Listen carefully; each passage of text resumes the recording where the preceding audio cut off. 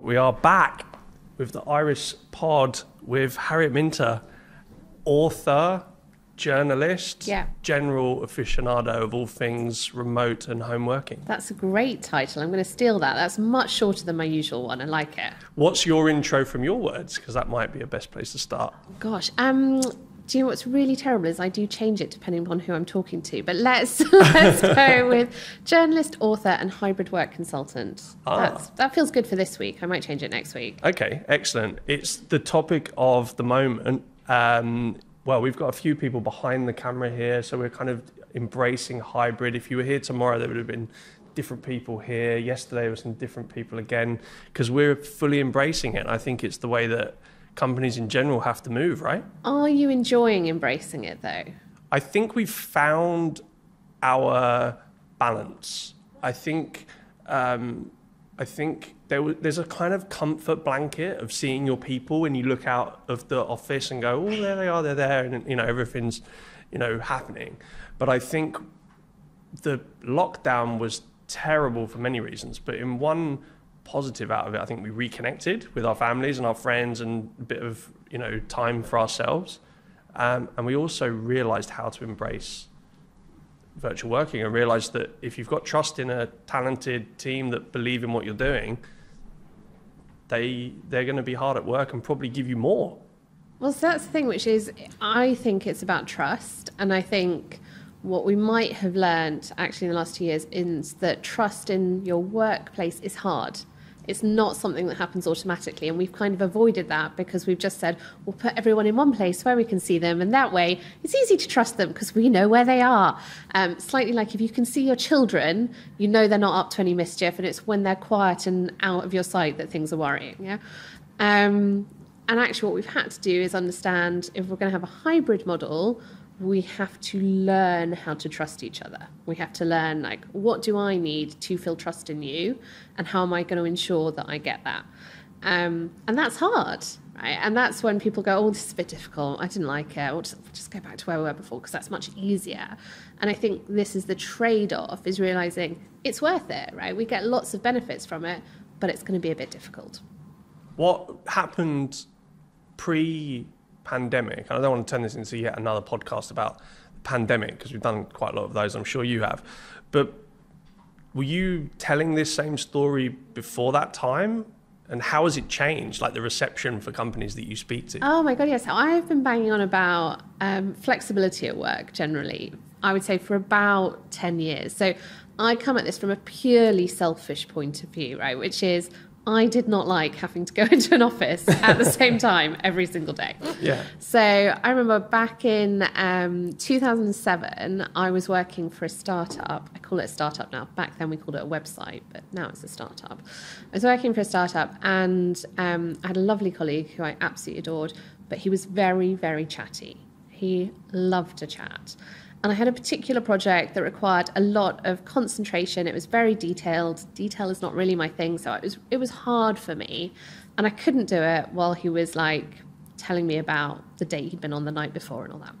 And so I said to my boss, can I just take this project and work from home tomorrow and take the company laptop, because it was 2007, so we only had one for the whole company, take the company laptop and I will go work from home and just get it done. And the next day, my boss agreed, I was working from home and I sat down at my kitchen table at 8 a.m. and I had this, what I thought was a big chunk of work that was going to take most of the day. And by 12 p.m, I was done.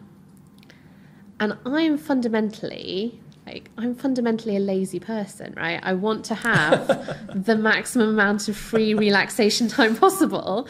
And I was like, this is amazing. Yeah. So, I've just done a whole day's work in half a day. I want, as a rule, the most efficient way of doing anything at any given time. Why am I not doing this all the time?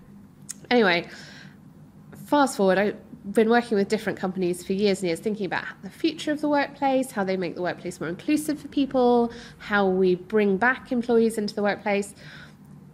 And what I would say the whole time is, well, have you thought about how you could do work differently? Have you thought about how you could be more flexible? Have you thought about how you could offer people different options around where they work, how they work, what the timing is that they work? And everyone will go, oh, yes, no, we've really thought about that. And it's a really good point, but it just doesn't work for our industry. And that was the line. It doesn't work for our industry. And I was like, well, I don't know why it doesn't, because you're not physically making anything, right? If you are physically producing something and you need somebody to produce that, it is hard to take that remote, yeah? Everyone else, if you're in a knowledge sector, if you're in a kind of consulting sector, it's fine. Your brain does not switch on the second you hit your office in the middle of the city of London, yeah? But unfortunately, I was not persuasive enough, so it took a global pandemic instead. And that's what shifted things. It was funny, you said, can I please take the work laptop home? Like, you had to ask for permission to be productive for what worked for you. And that's maybe moving now to a position of not having to ask for permission. I guess that's a key shift. Or do people still have to ask for difficult shift. permission? So this is the point about trust, right? Which is, in an ideal world, if we really trusted the people that we worked with, we had a strong basis of trust, we would be able to say, this needs to be achieved by this time, to this standard, go about that however you like. But most office cultures have a high level of fear, right? So there's a high level of, if this doesn't get done, I'm going to lose my job, and I have to really be in charge of making sure that you get it done. And so what we're seeing now is this disconnect between employee and employer. So employees think hybrid working means I come into the office when I want. And employers mostly think hybrid working means we're very nice, so we let you work from home 2 days a week. Yeah. Like a benefit. Like a benefit. Exactly, like a benefit. And that's then when you get frustration, because what you're saying as an employer is, hi, employee, I don't really trust you. I'm going to pretend that I trust you a little bit, but if I'm being honest, I don't really. So you can have this little extra gift because I'm nice, but I still want you back in the office all the time. And that doesn't feel good. That doesn't feel good. And then people say, actually, I don't want to work here where you don't trust me and you don't respect me and you don't treat me like an adult. I'm going to go work somewhere else. And that's why we're seeing a kind of high turnover and a really big war for talent right now. There's we had James Solomides from Near You on the podcast last week, and he was talking about some days he'd turn up to the office, he'd open his laptop, he'd not actually interact with anyone, do emails, documents, whatever, close laptop, go home. So the only benefit of that whole experience was feeling nice that he was there and, you know, keeping a seat warm. So I guess maybe it's shifting to the trust is also in, I know if I need to be there for something, then I'm turning up because I'm going to be in the right location for the work that needs to be done. And that's also about kind of this idea that flexibility goes both ways. So often when we talk about flexibility, we talk about it as employer to employee, but that trust is built by knowing that it can also go employee to employer. So if you say, I know you're not planning on being in the office next Tuesday, but actually we really need you in for this, that there is that ability for somebody to go, okay, I'm going to do my best to make it. Yeah, and allowing for the fact that sometimes we have responsibilities outside of the workplace, we will have things set up, you know, but understanding that flexibility has to move both ways. Also really understanding what the office is there for. Yeah, it's not there for you to sit on your laptop and answer emails. It should be there to be like, actually, how do I build this relationship with people in person? How do I make sure that I get the kind of energy that I need from other people, that we have that space to actually kind of know each other and bounce ideas off each other and be creative with each other in a different way to how we were doing it when we were all completely remote. So we have a policy here. I've said the word, that makes it sound like I've Policies literally fallen foul of the very words that you said. So I guess it is a policy though. We like people to, if they can, be in on a Monday and a Thursday, but it's simply because we want that ability to build that team spirit, camaraderie, and also then it alleviates people travelling in for meetings when maybe one person's virtual when they could have been in the office. If we can get everyone on a kind of, I don't know, a respect that we're going to cross paths on a Monday or a Thursday. You know, there's the ability for those human touch points that are we ever going to be able to replicate that virtually? I mean, I don't think so. And I would say that on the kind of extrovert introvert scale of who needs human contact more, I am not very far up. Like, I'm quite an introvert. I don't need a lot of human contact. Humans lovely, but I can live without you for a bit, you know. And I still feel like we need that space to be with people. I think it's really important. I think what happens when we don't have that is we enter a world of sort of slight, what we might call hyper independence. Yes. Where actually we're so worried about asking for help, we are so convinced that we have to do it all ourselves that we don't then get the best results. And we put a lot of pressure on ourselves, and that's when we see a lot of mental health issues, when we see a lot of kind of that issue of burnout. So I think we do always need human connection. I actually don't mind a policy. I think a policy is good, right? There's clarity in a policy. And clarity is like, it's really important. It gives us security and allows us to know where the boundaries are. Humans love boundaries. But what comes with that is the flexibility. So for somebody to say to you, I'm really sorry, I really want to be in on Monday, but actually this week, it's not going to work because I've got this, and this, but I'm going to try and make it work next week, and it's definitely going to happen. Yes. And knowing that that's a conversation that you can have, that that's okay, that it's not going to be held against you for the next 3 years of your employment, that's what makes trust build in a workplace. Because it can be the mental health thing of being isolated, I think was certainly for me the biggest struggle when we first got forced into that situation. I like coming into the office. I like being around people, but I also like getting my head down to focus on a piece of work. Is there a danger that we could slide into a fully virtual setting, which ultimately is a downward spiral of people's mental health? Yeah, I definitely think so. I think it's really interesting that that the kind of key buzzword right now is around the metaverse and how we're going to create our entirely virtual lives. Don't get me started on the metaverse. And yet also on the flip of that, when we look at all that we know that the worst thing for our mental health in the last 10 years has been social media.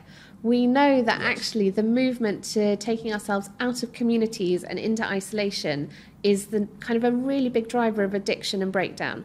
You know, we know that separating ourselves off, putting ourselves in a little pod and not having proper human warmth and connection, that's bad for us. And yet we're really committed to trying to do more of it, which I don't entirely understand. I think all of us know that over the last 2 years, it doesn't matter how great a communicator you are, you can't bring the same level of what I call kinesthetics, so that feeling, to somebody over a Zoom call. You can get close, you can try really hard, you can improve your communication skills, but actually being in a space with somebody gives you a feel for them. And I don't think we want to get rid of that completely. I say that. When we look at the research, what we know is that roughly 10% of people would be really happy to get rid of that completely. And there are going to be companies that are built by those 10% of people, for those 10% of people, and they will love it and they will thrive. Brilliant.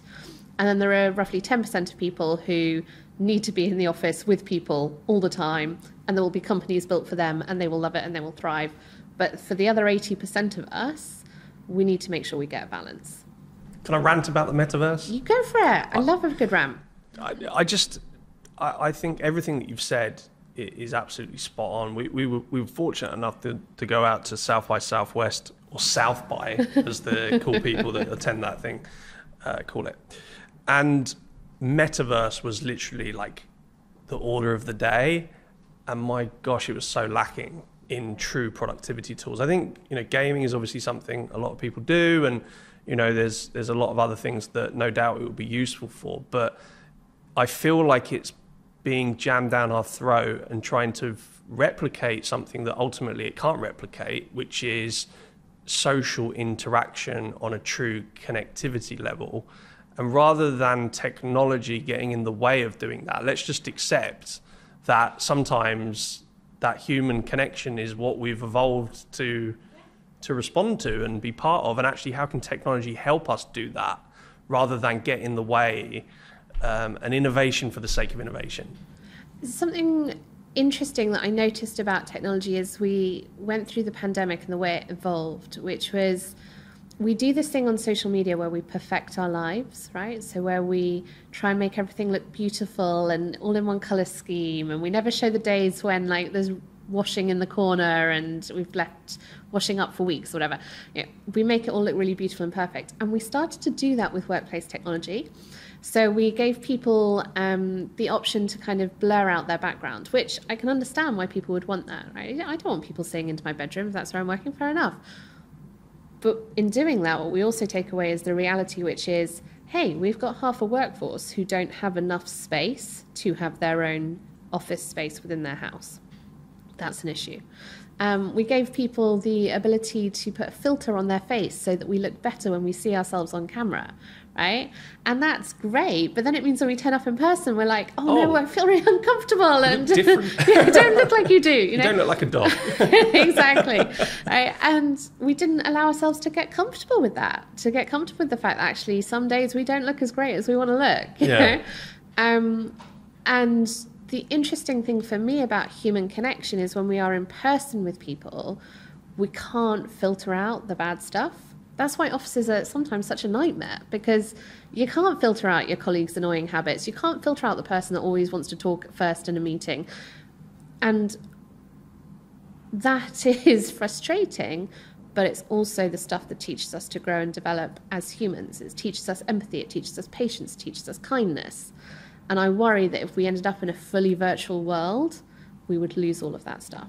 Just plug our heads into the metaverse. There was those funny situations. I think there was one where it was a court case and the judge had turned up and he accidentally turned on the dog filter, or the cat. Yeah, it was a cat. The cat filter, and everyone was trying to get him educated on how to get hilarious.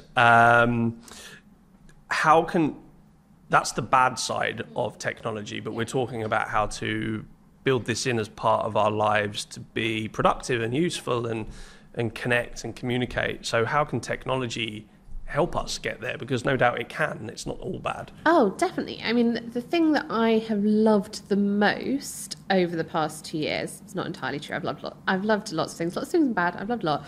But the thing tech-wise I've loved the most is the way that I have been able to be in a room with people that previously I probably wouldn't have been in a room with, for a start.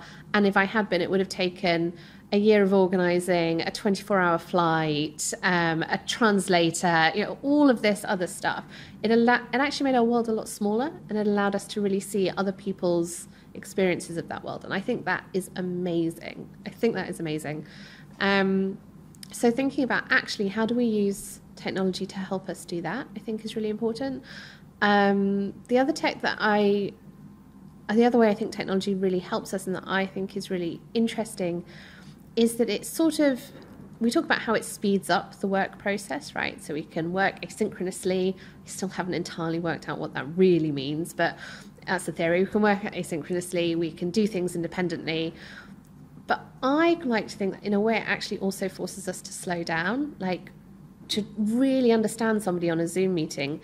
You've got to listen to them. You've got to lean into them. You've got to really look for what's going on in their body language. You've got to really take the time to listen to their words. If you are going to work in a way where you do part of your project and somebody else then follows up on that project, you've got to think about how you give them really clear instructions. You've got to think about being really honest with them about, are you going to hit this deadline? And if not, why not? And what needs to shift? And there's some of that which is allowing us to say, actually, if we are going to work in these more independent ways where we are linked through technology rather than just dropping around the side of somebody's desk, we have to slow it down. We have to be more thoughtful, and we have to communicate more clearly. And that's great. That, as humans, is something we could all do with a bit more of. Yeah. Simplify, I think, is a crucial thing. I still haven't been able to replicate that quick huddle. Yeah. Like, there's a problem, like quick, because it's when you're virtual, it's we'll organise a meeting. Can you do this time? What about in half an hour? Oh yeah, no problem. And then what would have been a 3-minute conversation, quick huddle, becomes a 30-minute meeting. Yeah. And everything that comes with it. Let me tell you why that's a good thing. So what would have happened in that 3-minute huddle was you would have got everyone together in a 3-minute huddle for an idea that you've just had in your head that you then tell them about instantly, and everyone goes, oh yeah, sounds great, what about this, and we can add this, and everyone's like, so exciting, yeah, really into it. And then the huddle disperses and you have an idea that you've created in 3 minutes that really, if we're being totally honest, has not had a lot of thought put into it, right? I have many of these every day. And Don't so, laugh. that is a beautiful place, right? It's a beautiful place of creativity and excitement and energy. But what we can also get, if we take a bit more time on it, is we can also get some time, we can set an agenda, we can tell people what we want to think about, so they can go away and pre-think. That's a horrible phrase I just made up, but they can pre-think. We can actually have a bit more space for that discussion to happen. Sometimes if you're not in a room with everybody being super excited about an idea, it's much easier to be the person that puts their hand up and says, this is a terrible idea. Yeah. Have we thought about? And so we can kind of deepen our ideas process. It's slower, right? It's slower. But when we look at some really interesting research that was done years ago by the Kellogg's Institute, which looked at diversity of thought when it comes to idea creation and problem solving. And what they found was that actually if you put a load of essentially homogenous people who come from the same backgrounds, same experience in a room together, they come up with a solution to a problem really quickly. And they feel really confident in that solution, like, yes, we've got it, we've made it. If you put a load of people from diverse backgrounds in a room together, it will take them much longer to find a solution to the problem, and they will not feel as confident in that solution. But they will have looked at many more options, they will have looked at many more potential problems, and they will have come up with a stronger solution. And I think that's a little bit of what we can take as a benefit for that, okay, we can't just rush in headlong and get it done in a minute. We've got to wait for that person to finish, doing whatever it is they're doing so they can be back at their desk to have this 30-minute meeting. That's why those little huddles then became 30-minute meetings that then I cancelled. Because I was like, that's actually not a very good idea. Let's not even bother talking about it. That is a good point. I think slowing down was definitely something that the majority of people did, actually, because they had to do that and they took advantage of it. But how do we maintain? We talk about flow. We talk about finding our flow, conversations that flow. How do we find our rhythm and flow in those settings where we aren't all together around a table? And there's a lot of science and research behind how we can build those relationships and formulate productivity out of those environments. How do we do that when we're looking at each other through a screen? Yeah, I think so. Part of it is obviously what you're doing, right, which is like actually how do we make the experience as beautiful as possible, and we saw that over lockdown. We really saw that actually as an organisation, invest in making sure that all of your team have great tech, invest in making sure that they all have strong broadband, the basics, but then also thinking about what's the stuff that's going to really help. So I loved the Iris Clarity example, being able to strip out the background noise. I actually really think simple things like set an agenda for your meeting so people know what's coming up and what to talk about. Also set a goal, right? Set a goal for that meeting so we're not all sitting on Zoom for an hour and then we're like, yeah, great meeting, guys, thanks. Everybody leaves and it's like, what happened there? Yeah, you don't have to use the hour either, right?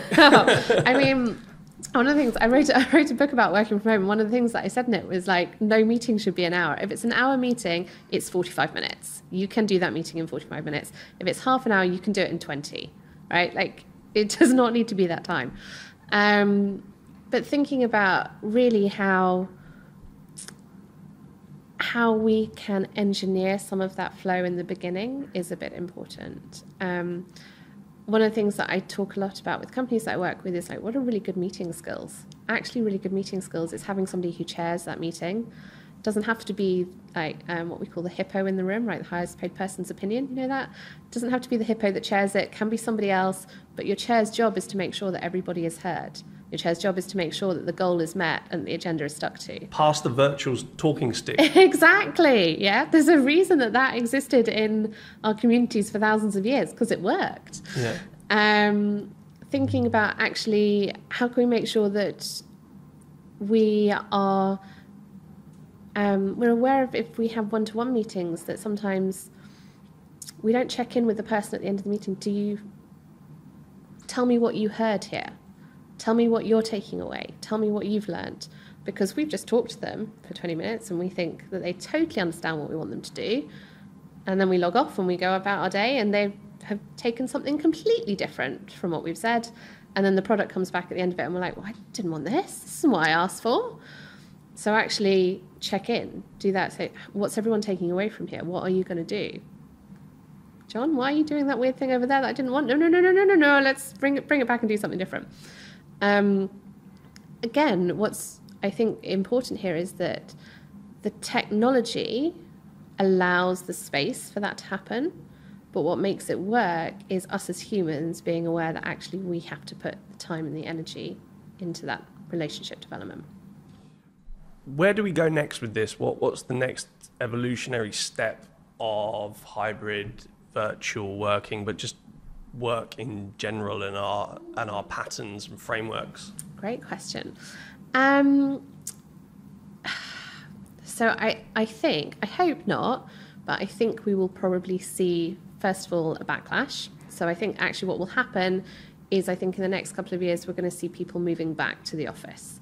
So, really? Yeah, I do. And I think that because when we look at where we are economically, we're going into a kind of economically uncertain world, right? So we know we've got a rising cost of living. We know we've got lots of things going on globally, which potentially are going to impact how secure we feel economically.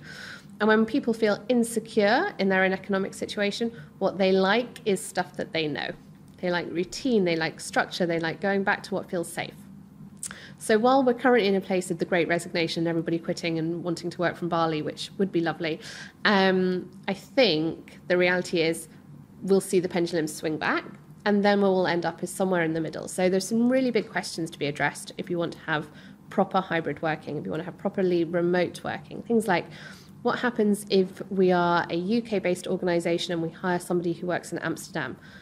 They are going to have different regulations. They're going to have different pay levels. How do we fix that? We've got to start thinking about that stuff first. We've got to think about actually what happens if we take everybody hybrid and we say you can have that and our productivity does suffer. What are we going to do then? Say, actually, no, nobody's hybrid. Everybody get back. What happens if during that point half your workforce have moved to the other side of the country? How are you going to deal with that? We need to think about actually if we are creating these hybrid working environments, do we have the tech available to work in a way that feels easy, right? That feels simple. And not only do we have the tech available, do we have the training in place to teach people how to use that tech, right? I mean, I am still in every single meeting I do, at some point somebody says, do you know you're on mute? Yeah, we're like 2 years into this. Everybody should know when they are and are not on mute, yeah. But they don't. And so we need to think that it's not just about providing the technology, it's about providing the training and the environment for people to learn and grow with it. Do I think that we are all going to be in virtual meeting rooms in 5 years' time with an octopus as our avatar? I don't think so. Thank God. But I could be proved wrong. I think what will happen is we will see some companies who just love it and get it, and they are filled with people that really want to show their personality through their dog avatar, and that is great, and I support that, but that's not where I want to work. And I think that will be the interesting division, is that perhaps at a younger age we will see ourselves deciding not what industry do I want to go into, but what type and way of working do I want to go into, and that will be the difference. Yeah, I think actually just while you're talking about that, because I've got a question about training for managers and for employees, but while we're talking about that diversity point and inclusivity, does the hybrid shift and technology as a component of that make inclusivity as a value easier to achieve? Does it break down the barriers for, the paywall or, ethnic minorities or people with disabilities? In theory, yes.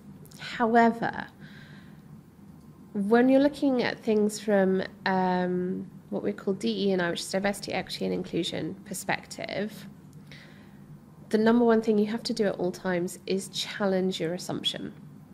And I'll give you a really simple example of this, right? Which is big organisation I work with. They're so excited about the move to hybrid. They're really into it. They really want to do it. And one of the things they're super excited about is it's going to mean that they will be able to recruit people from outside their core traditional area. Yeah, that they're not going to have to recruit just from inside London. They'll be able to recruit from all over the country. And they think that that's going to increase the level of socioeconomic diversity within their organisation. And so they started at a kind of entry level, being like, you can now work anywhere. So we want to encourage people from all over the country to apply. And they had people from all over the country applying. And then they interviewed a couple of people and they hired them, and that was great. And I was talking to one of the people they interviewed, and I asked them, what was the process like for you? And they said, well, actually, it was quite stressful because the process was all done via Zoom, and I don't have a computer at home. Interesting. So I had to go and find a computer. I had to be able to have that whenever it was required for an interview. I had to make sure that the tech was all going to work on it. You know, there was an assumption that I was sat at home with my laptop and my excellent broadband ready to go. Huh. And interesting. Yeah, right. And we don't, because you know, we're nice middle-class people living in a lovely world where that's not a worry for us, luckily. We forget that it's a worry for other people. And I do think that's something when we talk about tech and inclusion we need to be really aware of, which is the fundamental buy-in level of that, the buy-in level of it. The fact that if you want to hire people and you're going to do it all virtually, are you hiring them in jobs where they are going to have enough money to be able to afford to be able to do that interview? Particularly if you're hiring young people, that's not always going to be the case. Yeah. So, yes, in theory, technology should increase inclusion because we should be able to hire from diverse areas. We should be able to say, particularly in terms of disability or ability needs, that actually that's going to be less of a problem. It doesn't matter if you can't come into the office every single day, or if coming into the office requires, you know, like, if you're based in London and you're in a wheelchair, you essentially need a car to get around because so few tube stations are wheelchair accessible. We don't think about that when we're hiring people, and now perhaps that will become easier. We know over the pandemic, lots of people with disabilities who previously felt unable to participate fully in the life around them, had it opened up to them. You know, they could go to the theatre without having to leave their house. They could be fully present in work meetings they hadn't been able to get into. All of this stuff. It's all there, but we just have to really check in with the people that we are designing it for first. Be like, hey, we've created this thing. Is it going to be accessible for you? Is it going to help you? How are you going to use it? Because often we design from a place of our experience, not theirs. I think that's a crucial point. There's an example that comes to mind of a leading bank that shifted all of their call center staff to home working. Why have they done that? They've done it to save money, really, haven't they? Definitely. Because they don't need as big a office floor space. Yeah. But are they reinvesting that into equipping those individuals with the technology, the broadband, and other solutions that allow them to be productive? Because ultimately that's going to benefit their business, but also not be isolated. Yeah. Because I do fear that the shift has to be balanced. Otherwise we're going to end up with people, you know, just living, working, and socialising from their bedroom. Their bedroom. Yeah. And I think what's really interesting is we talk about the shift in the workplace. I'd really love us to start talking about the shift in the home place. Like, actually, how do we start building buildings being aware that the people who live in them will probably be working from them too? How do we invest in and create communities outside of city centres? You know, if I was a shared workspace entrepreneur, I would be starting to think about how do I put those shared workspaces in countryside settings so that I can actually bring people from local areas together. I think that is what we haven't worked out yet. So we've worked out how to shift our work lives, but we haven't yet looked at the other side of it, which is like, where is that community if it's not in the office? Yeah. Back to the point around training. I made a point before we started recording, is this generational thing, but I kind of wonder whether there's like a multi-dimensional need for upskilling the awareness of technology, and then how we best use that technology, and that's both, and then the cultural piece around managers, you know, and their demands on their staff to be in the office or, you know, or not, and then the other way around, the employee understanding how to get the full potential out of technology to help them be productive, but also the softer skills around, you know, building trust, essentially, both ways. So one of the things I do with lots of companies is hybrid manager training, right? So I say to them, if you just think that your classic leadership training is going to work in a hybrid environment, it's not, because it was designed for one way of working, and if you don't redesign it, you're going to run into lots of pitfalls. One of my favourite stories of somebody I worked with, and they said, what I really loved about the pandemic is that I have a much higher trust in my team now than I did before. And I was like, oh, that's great. Like, what brought that about? And I said, well, previously I'd be in the office, and occasionally I'd look up from my desk and I'd look around and I'd see these empty desks, and, you know, maybe they'd gone to the bathroom, but maybe they'd gone out for a coffee with their mate, or maybe they'd gone for a meeting with somebody I didn't know about, and I just didn't know where they were, and I found that very stressful. Whereas now I can see from the green light whether they're at their desk or not. I was like, okay, I think we're going to revisit what we mean by trust. And you know, there's that idea, which is actually we've built a kind of idea of what leadership and management looks like. We do need to redesign it. We also need to think about, and nobody has cracked this, and it's such a great area if we can crack it, which is the concept of onboarding and training junior members of staff. Yeah.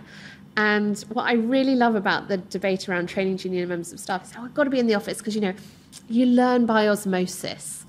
And I'm like, well, if you're learning by osmosis, I think we all know there's some very dodgy practices that have been happening in offices for the last 20 years that we do not want to be replicating in the next 20 years, right? We could let those go. And also, most people don't learn by osmosis. Right? Most people might pick up something here and there. Most people learn by doing, failing, doing again, getting it better. We shouldn't be assuming that people are learning by osmosis. We should be creating structured, thoughtful, useful training plans for them. The fact that we haven't done that and we've survived for the last 200 years is luck, not judgment. Yeah, very, very true. I think we're running out of time. I could talk about this subject for ages. Just to wrap up, you've talked about a few things, but what are your top tips for resilience? I think we need to be resilient as leaders of business, but also as employees, for people that are starting out on their careers, but also for people that are probably further along in their careers, how they can really get the most out of the current situation. So what are your quick fire top tips? Oh, quick fire top tips. Well, it doesn't have to be that quick fire. So when it comes to resilience, I would say the things that are really important to me, first of all, resilience is not the same as endurance, right? So we kind of think that resilience is like, can you just get through this? Can you just keep going? No, that's endurance. We can all keep going if we absolutely have to, but what will happen is there will come a point where we get to a hard stop and we fall over. Resilience is about knowing what's the stuff that I need to put into my life in order to assure that I've got that kind of constant energy flow going, that I'm never hitting rock bottom. And so I would think about that in terms of like, what do you need from people? What do you need from yourself? What do you need for your physical well-being? What do you need for your mental well-being? And how can you give something back? Because we know if we give something back, we feel good, gives us a little lift. It's very, very good for our resilience. So that's the first thing. And then the second thing is the most important thing to remember when you're going through a hard time, right, is that this will pass, because that's life. Like when you're going through a brilliant time and everything's fantastic, and then a wave comes along and knocks you off your feet, and you're like, what happened? Doesn't matter. It doesn't matter if life is good or bad. It will change at some point. It has to. And the second thing is that there will be something in this period that will benefit you down the road. And I'm going to give you a little story about that. So many, many years ago in my 20s, I was in a relationship that we will call not good. And I was in that relationship for many years, and it was like a very kind of tough period. It ground me down a lot. And the person I was in a relationship with was a professional poker player. They taught me to play poker.